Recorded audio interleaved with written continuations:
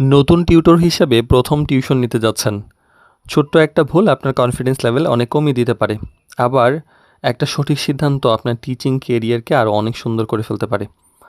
তো অনেক সময় যে নতুন টিউটর আছেন যারা মনে করেন যে টিউটর মানেই শুধুমাত্র টিউশন মানে করানো বা পড়ানো, কিন্তু বাস্তবে ব্যাপারটা হলো কমিউনিকেশন, রেসপন্সিবিলিটি, আপনার প্রিপারেশন, আপনার প্রফেশনালিজম, এই শব্দগুলো সাথে আপনাকে ভালোভাবে মানে পরিচিত হইতে হবে। এই সবগুলো গুরুত্বপূর্ণ।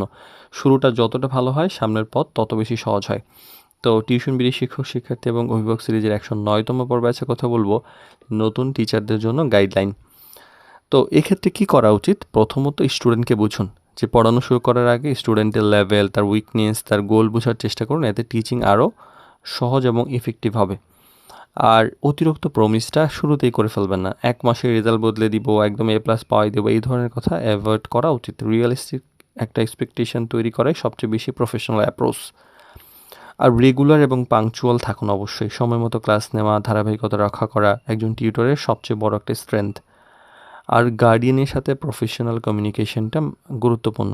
প্রয়োজনীয় আপডেট দিন, ঠিক আছে, তবে অপ্রয়োজনীয় আলোচনা এবং বিতর্ক থেকে দূরে থাকুন। শেখার মানসিকতা অবশ্যই রাখুন। প্রথম টিউশন থেকেই সব কিছু একদম পারফেক্ট হবে না অবশ্যই। প্রতিটি ক্লাস থেকে নতুন কিছু শেখার চেষ্টা করুন এবং শিখে প্রিপারেশন নিয়ে তারপর ক্লাস নিতে যান।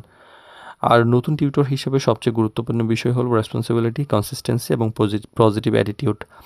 শুরুতে আপনার এক্সপিরিয়েন্স কম থাকতে পারে, কিন্তু প্রফেশনাল আচরণ অনেক সময় আপনাকে অনেক দূর এগিয়ে নিয়ে যেতে পারে। তো ভালো টিউটর আসলে জন্মগতভাবে তৈরি হয় না। নিয়মিত শেখা, দায়িত্বশীলতা ইত্যাদির মাধ্যমে কিন্তু একজন টিউটর ধীরে ধীরে সবার আস্থা অর্জন করে।